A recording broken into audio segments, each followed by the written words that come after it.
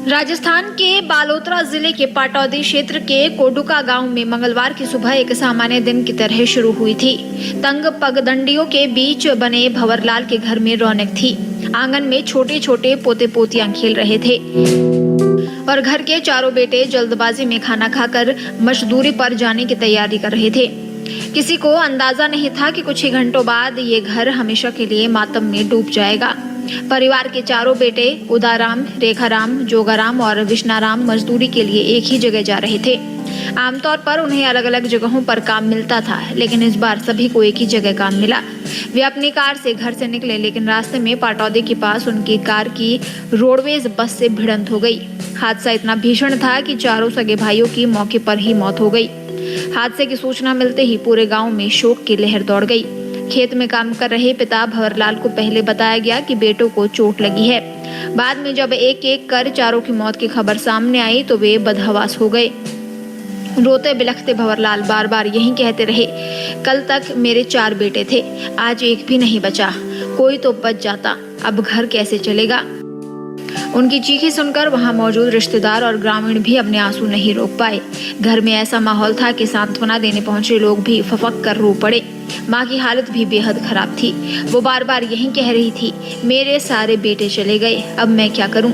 उसकी करुण पुकार ने पूरे गांव को झकझोर कर रख दिया। चारों भाइयों में जोगाराम बोल नहीं सकता था और इशारों में ही अपनी बात कहता था।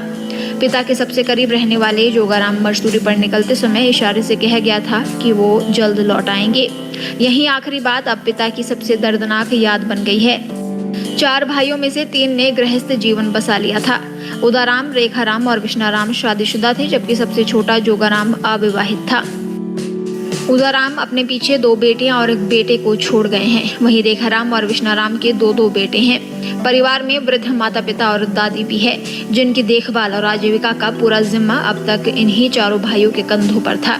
एक साथ चारों बेटों के चले जाने से परिवार पर न केवल गहरा भावनात्मक आघात पहुंचा है, बल्कि बुजुर्गों की देखरेख और रोजमर्रा के खर्चों को लेकर भी गंभीर संकट पैदा हो गया है। इस दुर्घटना के बाद ग्रामीणों और जनप्रतिनिधियों ने प्रशासन से मुआवजा, परिवार के सदस्यों को रोजगार और दोषी चालक के खिलाफ कार्रवाई की मांग की। देर रात प्रशासन के साथ वार्ता में सहायता और आवश्यक सुविधाएं उपलब्ध कराने पर सहमति बनी। इसके बाद धरना समाप्त कर दिया गया। बुधवार को जिले के कोडुका गांव में जैसे ही एक साथ चारों भाइयों की घर से अर्थी उठी, परिवार में कोहराम मच गया। बुजुर्ग पिता सहित परिवार की महिलाओं और बच्चों की चीख पुकार सुनकर हर कोई भावुक हो गया। गांव के लोगों ने पीड़ित परिवार को ढांढस बंधाया। एक साथ जैसे ही दिवंगत चारों भाइयों की अंतिम यात्रा निकली तो हर किसी की आंखें नम हो गई। अंतिम यात्रा में बड़ी संख्या में लोग शामिल हुए और दिवंगत भाइयों को नम आंखों से विदाई दी।